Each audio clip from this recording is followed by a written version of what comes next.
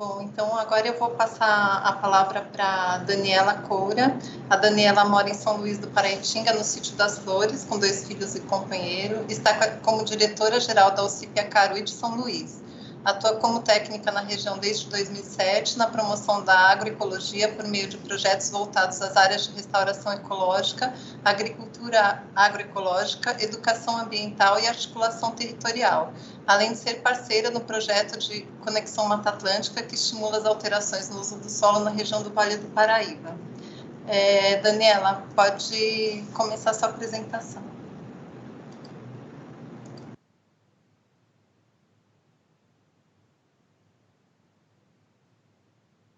Olá, boa tarde a todas e a todos. Acho que está dando para ouvir. Qualquer coisa, se tiver problema também com a internet, vocês me avisem. Aqui em São Luís é bastante comum essa situação de sinal ruim. Vou compartilhar aqui minha tela com vocês.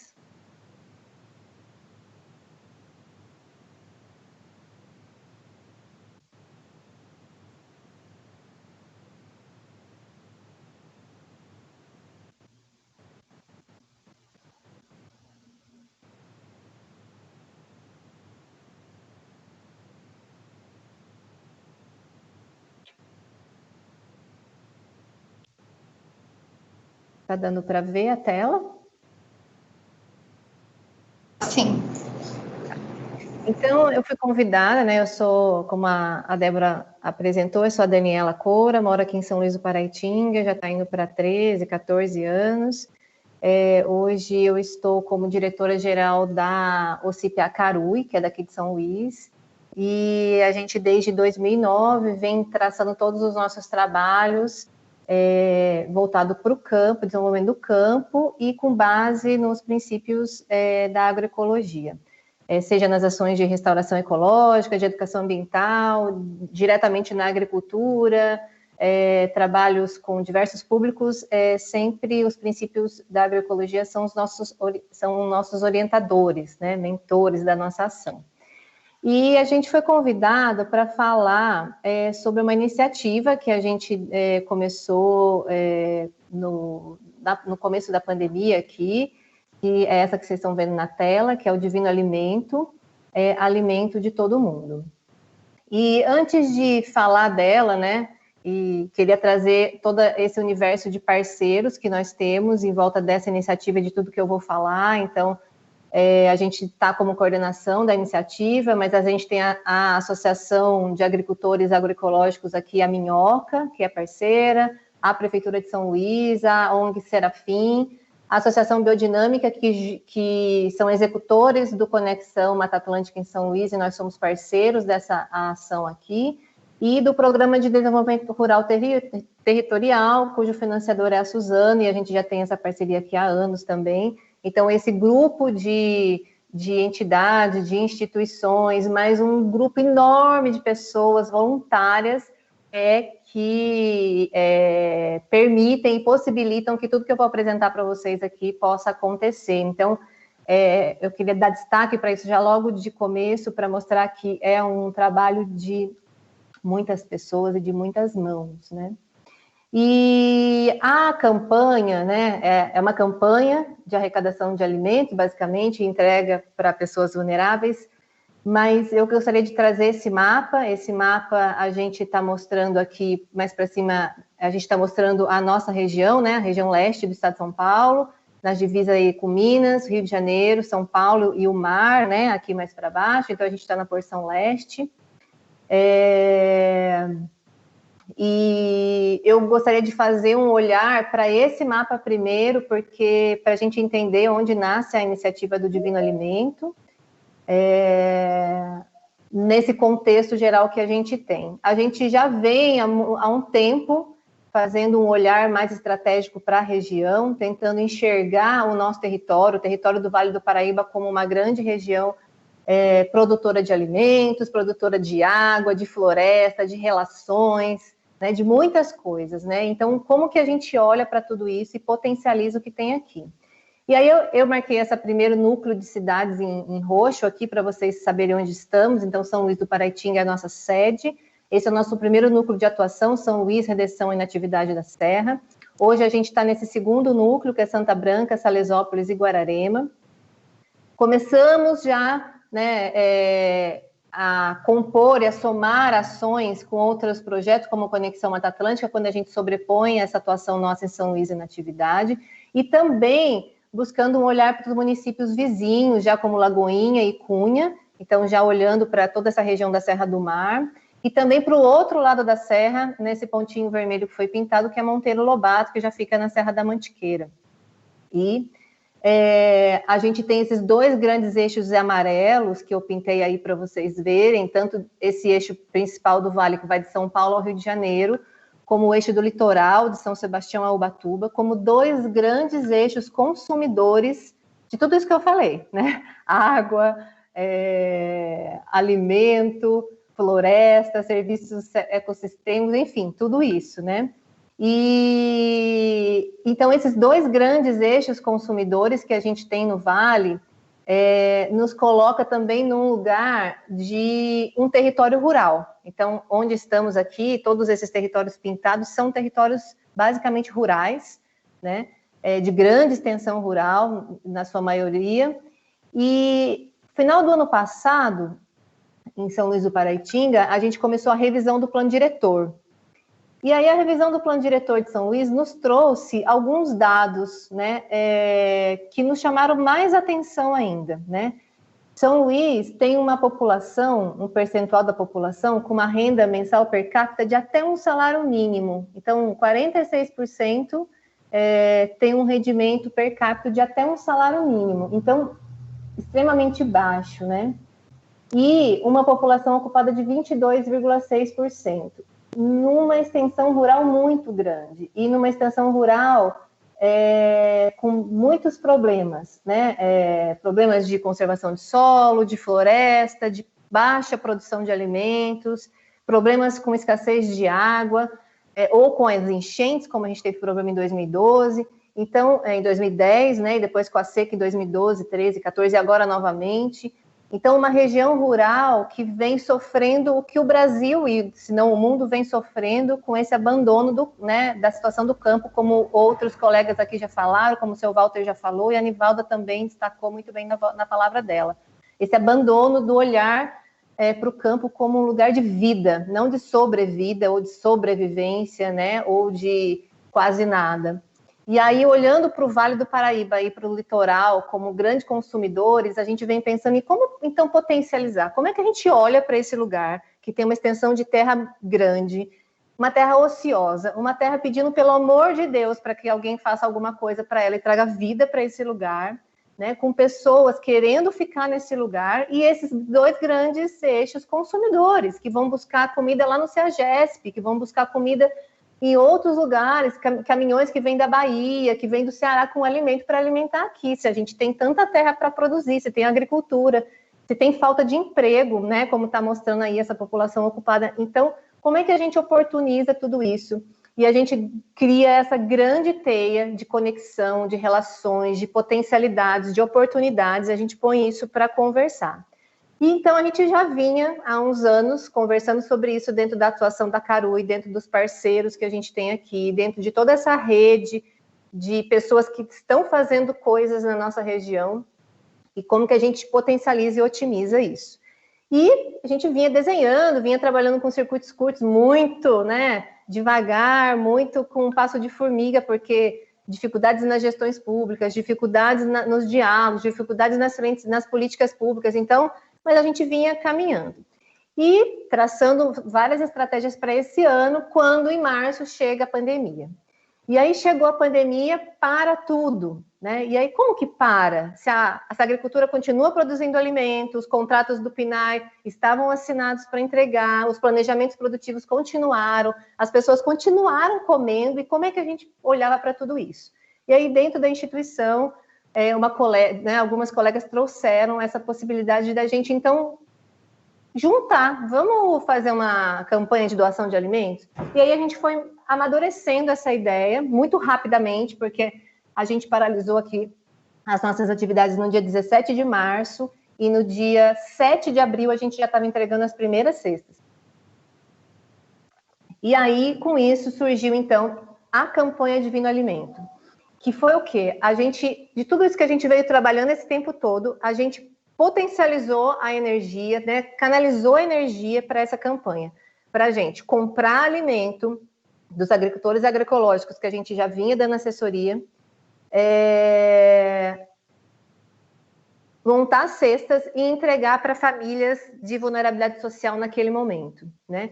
Nós já vínhamos fazendo uma conversa local de como a gente pode falar de saúde, como é que a gente fala de saúde por meio do alimento, como é que a gente trabalha com a formação dos agentes locais para levar essa informação quando forem visitar as famílias, né, os agentes de saúde. Como que a gente faz essa conversa com a escola, como é que a gente trabalha com os professores. Então, a gente já vinha trabalhando nesse universo de outros públicos, e quando veio a possibilidade da campanha, a gente tentou juntar naquela desenho daquela teia e potencializar esse esforço, que é um esforço de muita gente. Então, hoje a gente faz isso nessa iniciativa, mas muito num olhar de como que a gente amplia essa discussão para além da questão do assistencialismo, né, do só entregar alimento, do só doar uma cesta, né, para as pessoas, e as pessoas continuarem nos seus lugares recebendo, né?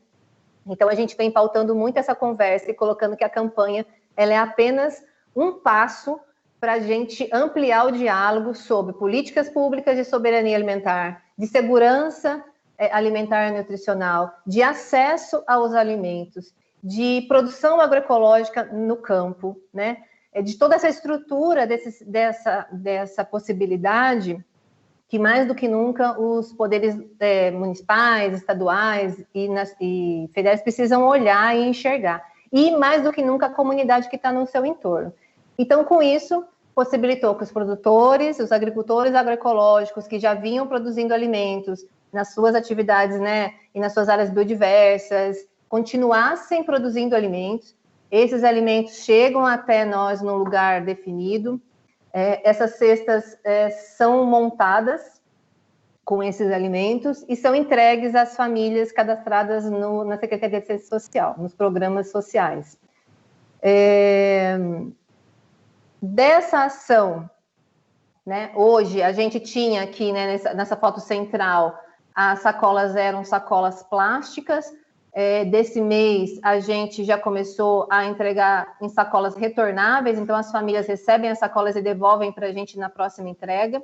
Hoje, a gente tem conseguido, a gente chegou a atender, fazer em torno de 135, 140 cestas mensais, a gente tem feito atualmente 120 cestas mensais de alimentos agroecológicos chegando para essas famílias recebem semanalmente, então hoje a gente tem 30 famílias fixas recebendo esse alimento, que são priorizadas, né, pelo social, e famílias de agricultores que algumas delas, né, hoje são 11, mas 25 já passaram por essa iniciativa, 11 permanecem mais fixamente entregando alimentos, e dessas 11, várias delas têm nessa iniciativa a única fonte de renda atualmente. Então, aí a entrega, né, semanal pela Secretaria de Assistência Social na parceria com a Prefeitura. Além disso, além da campanha aqui em São Luís, da iniciativa aqui em São Luís, essa ação se multiplicou. Então, a gente conseguiu levar um formato muito parecido para o município de Salesópolis, que a gente pôde mobilizar os agricultores que a gente atende lá também para entregar alimentos para a Secretaria de Assistência Social entregar a famílias, né? E com isso ampliar as possibilidades de circuitos curtos, de vendas diretas a consumidores por meio de feira, que começou lá a semana passada, a primeira feira de transição agroecológica de Salesópolis, cestas que estão sendo entregues direto a consumidores. Então, isso vem potencializando essa aproximação com consumidores, né? Aqui em São Luís também, a partir do Divino Alimento, surgiu um grupo de consumidores conscientes. Então, hoje é um grupo de 25 famílias que compram cestas semanalmente desses agricultores e um percentual desse recurso que eles pagam, né, das cestas, vai para a campanha. Então, eles também colaboram com a iniciativa do Divino Alimento, além de poder se alimentar desses alimentos maravilhosos. Quando a Nivalda mostrou aquela banca lá dela, que coisa mais linda, né?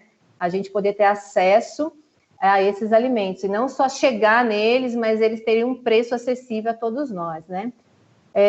Também tem ampliado o acesso a mercados por meio das parcerias. Então, essa pessoa de roxo aí, o Alex, ele é presidente da Associação Minhoca, que é de agricultores agroecológicos de São Luís, e esse senhor com a máscara escura é o seu João Leandro, e o filho dele de 17 anos, que hoje entregam para a cesta. A única fonte de renda deles é a iniciativa do Divino Alimento, e eles estão aí nessa conversa, porque o João Leandro Júnior passa a fazer parte da Associação Minhoca como membro da associação, entregando alimentos, então ampliando também a possibilidade dele de mercado e da minhoca, porque também tem mais um parceiro produzindo, né? Entre abril, então, e setembro, a gente distribuiu 785 cestas, a gente tem gerado em renda aproximada R$40 mil para esses agricultores nesse período de abril a setembro, e foram aí mais de 6 mil quilos de alimento. Com isso, como eu falei lá no começo, que a campanha Divino Alimento não é apenas uma campanha para entregar alimento para as pessoas, a gente está falando de estabelecer políticas públicas locais, porque a ideia é que essa iniciativa permaneça, seja permanente, e para isso ela precisa virar política pública. A gente, em junho, fez uma feira virtual em função aqui da situação da pandemia, de trocas de saberes e sabores, onde a gente trouxe para o tema central a soberania e a segurança alimentar e nutricional, não só de São Luís, mas de toda essa região que a gente está trabalhando, que é o Vale do Paraíba. E aí, com isso, dessa iniciativa que a gente conversou 2 dias falando desse assunto, a gente, na sequência, conseguiu inscrever o município de São Luís, Salesópolis e Pinda no PA federal. É a primeira vez que municípios do Vale do Paraíba são inscritos no PA. E, na sequência, a gente também conseguiu acessar aqui, agora, a semana passada, o PA estadual, para que isso, então, realmente vá se consolidando e o município possa ir acessando as políticas públicas para poder atender e possibilitar o acesso desses alimentos por essas pessoas, possibilitar que as pessoas consumam alimentos locais, possibilitar que os agricultores agroecológicos entreguem os seus alimentos aqui, eles não precisem ir para São Paulo e a gente aqui não se alimenta deles, né? Então, isso tudo vem gerando isso. Além disso, a gente tem aqui em São Luís, em atividade, 53 agricultores inscritos no PTA, que é esse trabalho por meio do Projeto Conexão, e 11 agricultores já inscritos no Salesópolis, por meio do outro projeto que a gente tem, o PDRT, e estamos num processo aqui em São Luís de reconhecimento do PTA no município. Espero que nos próximos dias a gente tenha novidade em relação a isso, mas também possibilitando que o município pague um valor diferenciado na compra desses alimentos, em especial nas compras públicas, como as do PNAE ou a do PAA, agora que ele já está inscrito em 2 PAs, né? E, além disso, a gente vem fazendo um olhar também, não só para viabilizar as políticas públicas, mas também para fortalecer a relação que vem sendo gerada com os consumidores. Então, cada vez mais os consumidores estarem próximos desses agricultores, estarem próximos desse tipo de agricultura e próximos, fortalecendo toda essa relação que a gente vem tentando criar e essa rede que a gente vem tentando criar. À esquerda aí eu postei um slide que é de uma coleção de receitas que a gente publicou, com 34 receitas desse grupo de consumidores que foram espontaneamente compartilhando receitas que iam fazendo nas suas casas dos alimentos agroecológicos que recebiam.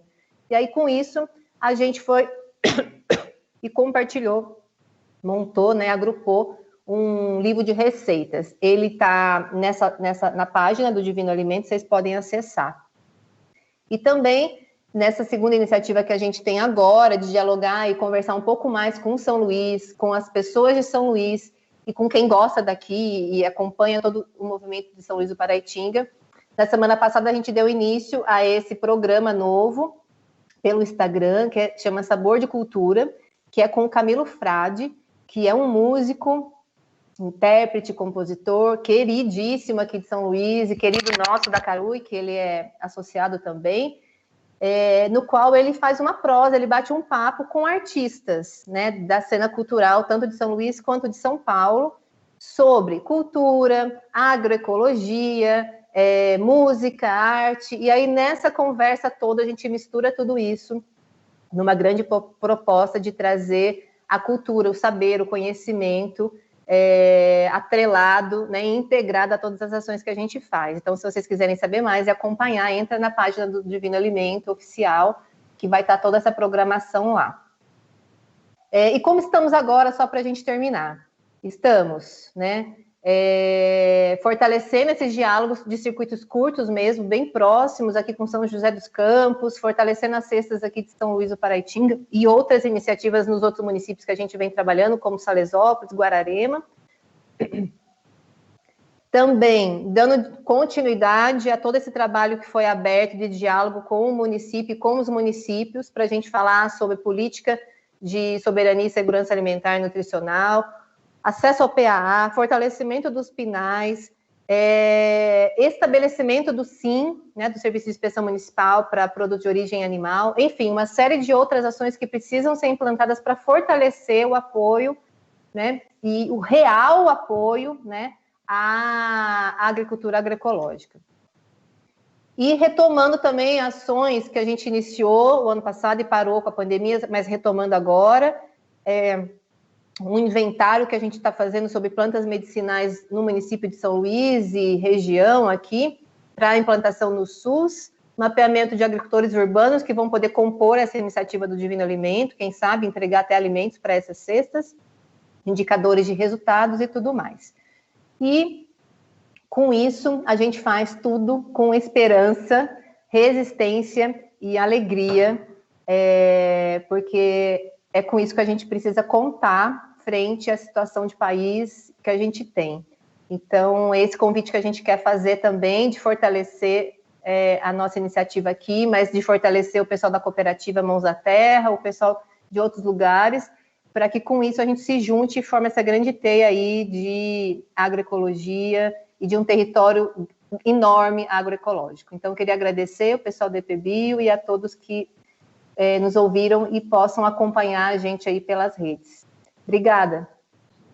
Tem 3 perguntas para a Daniela, vou passar as 3, Daniela, e para você responder, tá bom? Já vou passar de uma vez. Então, da Isabel Barcelos, ela perguntou, deixa eu ver o que tem para outras pessoas, se a experiência do projeto levou a alguma sensibilização do poder municipal na construção de políticas públicas de consumo dos alimentos produzidos por produtor local, tipo feiras, merenda escolar, etc.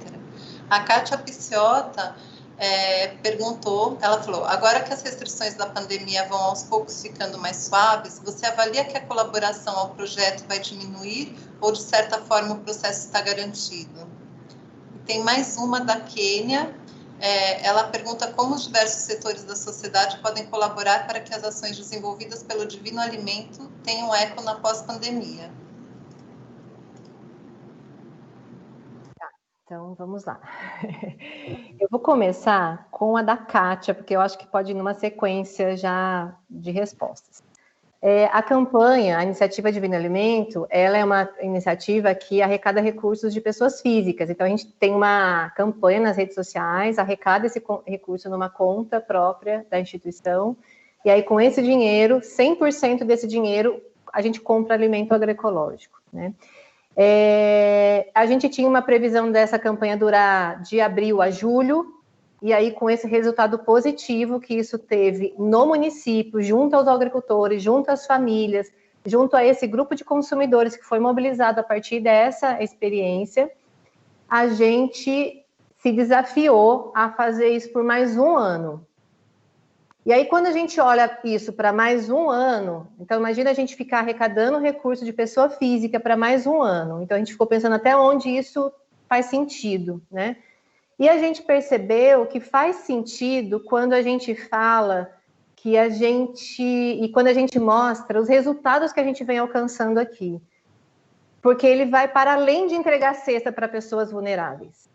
A gente está falando da gente estruturar uma política pública para uma transformação voltada e pautada pela agroecologia, né? Então, quando a gente olha para esse cenário e a gente vê o que a gente vem fazendo, esse grupo de pessoas todas envolvidas, agricultores, voluntários, todo mundo, a gente está mobilizando e está construindo uma base, né, coletiva, comunitária, que a gente quer fortalecer. É essa base que a gente quer fortalecer. E aí, com isso, captar recursos de pessoas físicas passa a ser também um desafio para a gente. Então, é mostrar para essas pessoas que elas estão apoiando uma iniciativa quando elas doam o dinheiro delas, seja o valor que for. Tem gente que vai no banco, gente, tem no nosso extrato, tem depósito de R$5. Então, o que leva uma pessoa a ir no banco, enfrentar uma fila e fazer um depósito de R$5? Então, esse valor é importante. Então, a gente tem percebido que essa proposta de diálogo que a gente vem trazendo para além da pandemia, a gente está falando para além, porque a gente começou antes da pandemia. A gente está falando de mobilizar a agricultura familiar, a gente está falando de potencializar essa agricultura, de dar visibilidade, de dar o lugar que ela tem que ter, né? Para a gente que come, para a gente que se alimenta. Então, se eu quero ter esse alimento, se eu quero alimentar o meu filho, se eu quero que a minha cidade tenha acesso a esse alimento, a gente precisa se mobilizar. Eu preciso me movimentar. Então, se eu mudo, eu acho que quem está perto de mim também muda. Então, a gente acredita muito nessa energia. E é nessa energia que a gente tem tentado captar recursos de empresas agora, ampliando um pouco, para a gente tentar manter isso por mais um ano, porque daqui a um ano a política pública precisa ocupar esse lugar. Não dá para a gente ficar arrecadando recurso de pessoa física de eterno. Então, a política pública precisa entrar nesse lugar, né? E para entrar nesse lugar, a gente precisa mostrar que pode ser assim, que tem agricultor produzindo, que tem gente comendo, que a saúde vai melhorar, que a economia está girando localmente, e que a gente pode trabalhar numa célula menor do que numa célula maior, né? Esse é o eco que a gente pode ter. Se a gente está conseguindo sensibilizar o poder público, é por causa dessa força de base, porque a gente está mexendo com as pessoas, a gente está mobilizando as famílias, então a gente tem conversado com as famílias que têm recebido esses alimentos, elas consomem tudo. Elas têm dado retorno super positivo. Pessoas que nunca viram um cambuci na vida e se alegraram porque já ouviram falar, mas nunca tinham comido um cambuci, nunca tinham visto um cambuci, né? E puderam ter acesso a um cambuci. Receberam couve rábano. O que é couve rábano? Nunca vi na minha vida. Como se faz isso? Então, a gente tem tido retornos positivos dessas pessoas em relação a essas cestas verdes, cestas vivas, cestas agroecológicas, seja o nome que for, né, positivamente. O grupo de consumidores que está mobilizado em São Luís, a gente tem cada vez mais dialogado, feito um trabalho de autogestão para que isso se fortaleça e esses ecos vão se multiplicando. Outro dia, respondendo a Kênia, a gente viu uma iniciativa muito legal de uma pessoa de Lagoinha, que nas suas redes sociais disse que ele não queria ganhar presente de ninguém. Se alguém fosse dar algum presente para ele, que depositasse um recurso na nossa conta para comprar cestas durante essa campanha para entregar para as pessoas. Não só na nossa campanha, mas como de outras. Então, esses ecos também eles vão se fortalecendo, né? Se o poder público vem se sensibilizando com isso, eu não sei se essa é a palavra, mas a gente vem incomodando, a gente vem dialogando, a gente vem sentando junto para conversar. E aí, nesses espaços que a gente vem conseguindo de diálogo, porque daí não é mais a Carui que fala, não sou eu uma técnica de assistência técnica que estou falando, é quem consome. A prefeita de São Luís consome cestas dessas do Divino Alimento, né? Então, envolver essas pessoas também que podem, têm o poder também de mudar e de fazer as leis é importante, né? A questão do PTA, né, de reconhecer o PTA no município, também vem de um diálogo de mais de ano, né, nessa tentativa. Isso porque a gente tem uma abertura para o diálogo. Então, isso é muito bacana, poder trazer, né, as pessoas para perto e partir desse diálogo, de que é o fortalecimento da base com as pessoas, com quem se envolve. Então, a campanha continua sendo muito importante, toda a arrecadação e toda a ajuda que a gente puder, seja ela financeira, seja ela curtindo as páginas, seja ela compartilhando, porque tudo isso dá visibilidade, dá coerência, dá consistência. E aí até falei que eram vários Cs, né? E a Nilvalda falou bem isso. É um trabalho de continuidade, não é um processo de 2 anos, não é um processo que começou em abril e que culminou em tudo isso. É um trabalho de anos com a agricultura familiar. O PNAE em São Luís do Paraitinga existe desde 2013, desde 2015 agricultores agroecológicos entregam para o PNAE. O ano passado foi 64% de produto agroecológico e orgânico de famílias de São Luís, que vem vindo numa crescente. A gente tem a feira agroecológica aqui, em São Luís tem entrega no supermercado Cursino, segundas, quartas e sextas de produto orgânico, certificado orgânico que eles entregam no supermercado. Então, é um diferencial o que acontece em São Luís, porque a gente vai para outras cidades do Vale maiores do que São Luís e isso não tem reverberação assim. Mas é um trabalho que mobiliza muitas pessoas, muita gente. Então, acho que esse é a grande força que esse movimento todo tem, é mobilizar as pessoas para aquilo que a gente acredita, e é nisso que a gente está fazendo, né? Então, esses ecos que a gente tem enxergado. Acho que é isso, para não avançar muito.